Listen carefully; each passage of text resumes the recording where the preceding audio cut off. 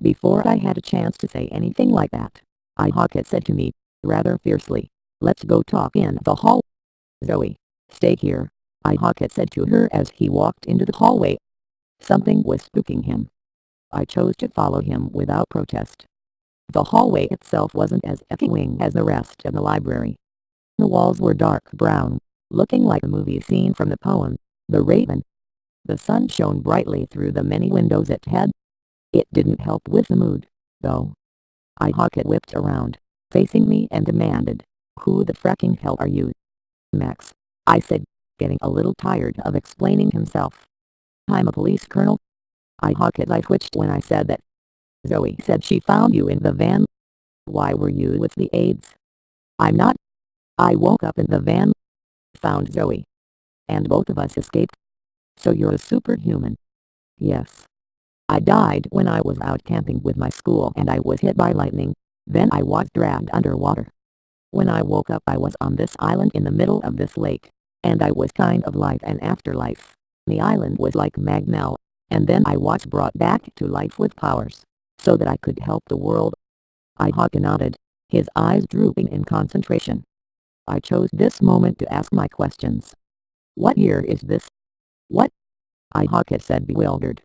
"What year is this?" "I don't know. I can't count." "Great." Zoe mentioned that Detroit blew up 20 years ago. For all he knew, she could have pulled that number from her ex. "So are the aides. Everybody keeps mentioning them and I have no idea who they are." "How could you not know who they are?" Ihaka said in disbelief. "Where have you been? Under a rock?" "I told you, I woke up in the van. I have no idea how long I've been out." Whether that answer satisfied him, he didn't show it. "They're people who have been infected by the AIDS virus, and people from the mystery place Hawaii." "Why are you afraid of them?" "Because if they find you, you're dead and then they eat you." "Zoe's not dead. She was barely hurt when I found her." "Barely?"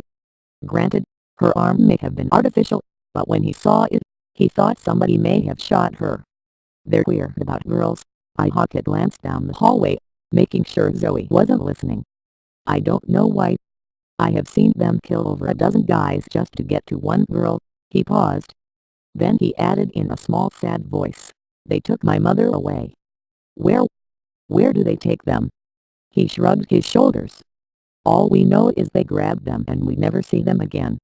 I took all of this information with considerable caution. I had woken up in an upside-down world and I didn't know who to trust or who not to trust. If I wasn't careful, I might accidentally kill someone who is innocent. But from what I could work out, they all had brown skin and face moko and tribal tattoos on chest and back and wore a grass skirt and sandals. "Look," Ihaka said, still taking glances back to Zoe's bedroom. "I need to go back before somebody gets wise. Before the sun sets.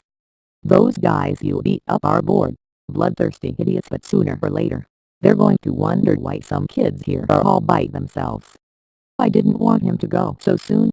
There were many questions that I wanted to ask. He needed to ask. "Zoe will have to go armless for a few days until I can get materials. And now after you tried to slash my face, you trust me enough with her.